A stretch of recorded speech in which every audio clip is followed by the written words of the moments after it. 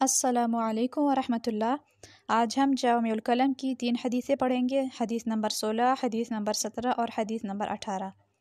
अऊज़ु बिल्लाहि मिनश्शैतानिर रजीम, बिस्मिल्लाहिर रहमानिर रहीम। हदीस नंबर 16, ला यहिल्लु लिमुमिनिन अन यहजुर अखाहु फौक़ सलासी लयाल। तर्जुमा इसका ये है कि मुसलमान के लिए हलाल नहीं कि 3 दिन से ज़्यादा अपने मुसलमान भाई से क़ता ताल्लुक़ रखे। हदीस नंबर 18, हदीस नंबर 17, ला युल्दगुल मर्उ मिन हुज्रिन वाहिदिन मर्रतैन। तर्जुमा इसका ये है कि इंसान को एक ही सुराख से 2 मरतबा नहीं डसा जा सकता। हदीस नंबर 18, अल-गिना गिना नफ्स, हकीकी गिना दिल का गिना है। हदीस नंबर 16, ला यहिल्लु लिमुमिनिन अन यहजुर अखाहु फौक़ सलासी लयाल। मुसलमान के लिए हलाल नहीं कि 3 दिन से ज़्यादा अपने मुसलमान भाई से क़ता ताल्लुक़ रखे।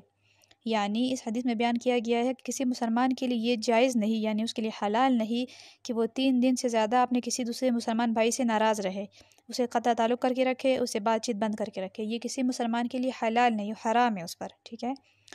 हदीस नंबर 17 है, ला युल्दगुल मर्उ मिन हुज्रिन वाहिदिन मर्रतैन।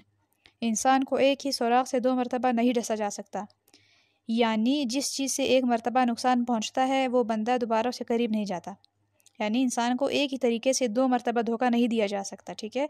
जो शख्स एक ही चीज़ से बार बार धोखा खाए, एक ही चीज़ से बार बार डसा जाए तो वो बेवकूफ़ है। ठीक है। वो इंसान बेवकूफ़ कहलाएगा।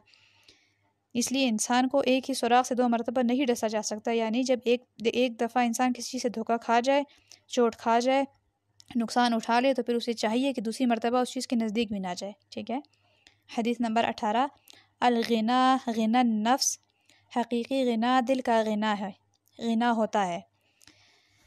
गिना से मुराद गनी होना, यानी जिसका दिल गनी होता है।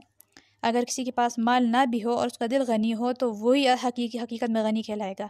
अगर किसी शख्स के पास बहुत माल है लेकिन वो कंजूस है, दिल का कंजूस है, बखील है वो, तो वो गनी नहीं कहलाएगा। ठीक है। बल्कि असल गनी कौन कहलाएगा? जिसका दिल गनी है। ठीक है। हकीकी गिना दिल का गिना होता है, यानी दिल से इंसान को गनी होना चाहिए। माल कम हो या ज़्यादा, इससे कोई फ़र्क नहीं पड़ता। ये तीनों अहादीस आप अच्छी तरह से याद कर लीजिएगा, तर्जुमे समेत, और इस पर अमल करने की पूरी कोशिश कीजिएगा। अपना बहुत सारा ख्याल रखिएगा, मुझे अपनी दुआ में याद रखिएगा।